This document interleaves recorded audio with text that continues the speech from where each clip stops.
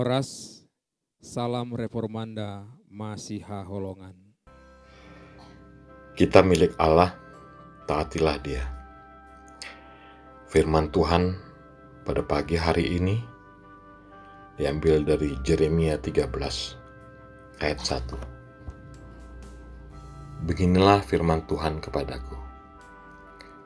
Pergilah membeli ikat pinggang lenan, ikatkanlah itu pada pinggangmu, tetapi jangan kau celupkan ke dalam air. Firman Tuhan hari ini agak aneh.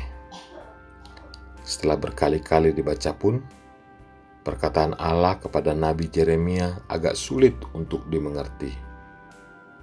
Allah memberi perintah kepada Nabi Yeremia untuk pergi dan membeli ikat pinggang lenan dan mengikatnya di pinggang.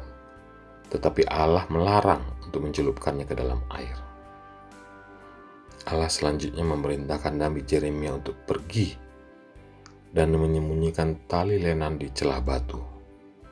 Setelah beberapa hari diperintahkan untuk mengambilnya, setelah hancur dan tidak ada gunanya. Apa yang mau digambarkan Allah dengan perintahnya ini kepada Nabi Yeremia?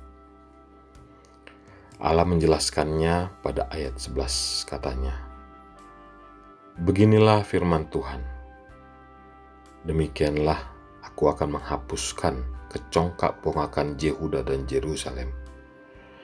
Bangsa yang jahat ini, yang enggan mendengarkan perkataan-perkataanku, yang mengikuti kedegilan hatinya, dan mengikuti Allah lain untuk beribadah, dan sujud menyembah kepada mereka, akan menjadi seperti ikat pinggang ini yang tidak berguna untuk apapun. Sebab, seperti ikat pinggang melekat pada pinggang seseorang, demikianlah tadinya segenap kaum Israel dan segenap kaum Yehuda kulekatkan kepadaku.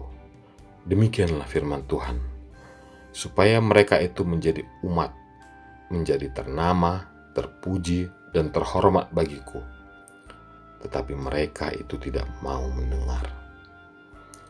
Sayang, karena Israel dan Yehuda tidak mau mendengar kepada Tuhan.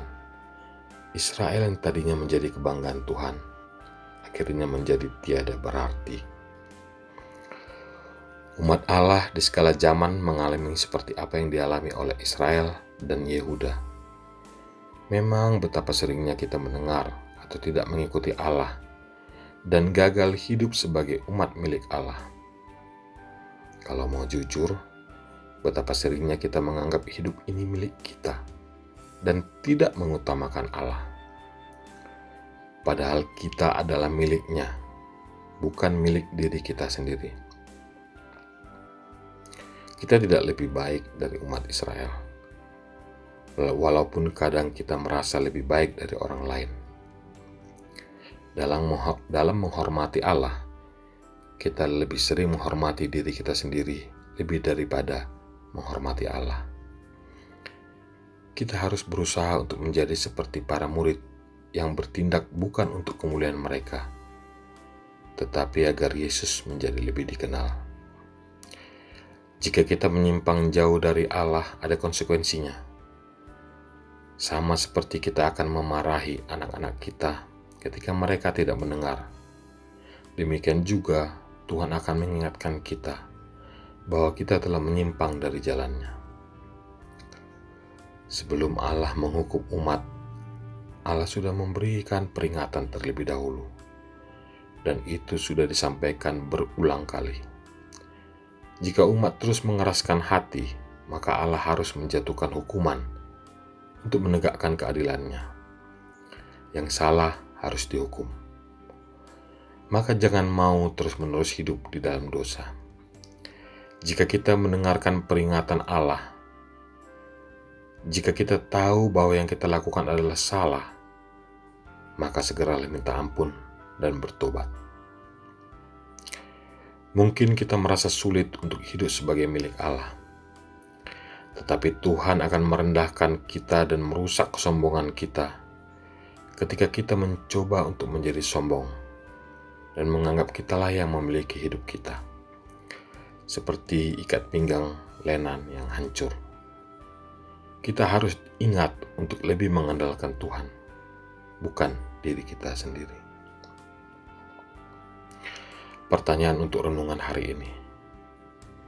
Hidup dan diri kita adalah milik Allah, dan Allah berkehendak kita mentaati apa yang Dia kehendaki. Mengapa kita sulit mengenalkan Allah dalam hidup ini? Apakah karena kita menganggap hidup kita adalah milik kita? Marilah kita berdoa. Ya Allah yang Maha Pengasih, terima kasih atas firman-Mu yang mengingatkan kami bahwa kami adalah milik-Mu.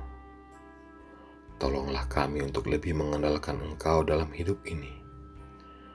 Jauhkanlah dari kami pikiran yang menyatakan kami adalah pemilik hidup kami. Di dalam Yesus kami berdoa. Amin. Tuhan memberkati kita. Demikian renungan kita pagi ini. Selamat berkarya bagi Tuhan. Salam Reformanda Masiha Holongan.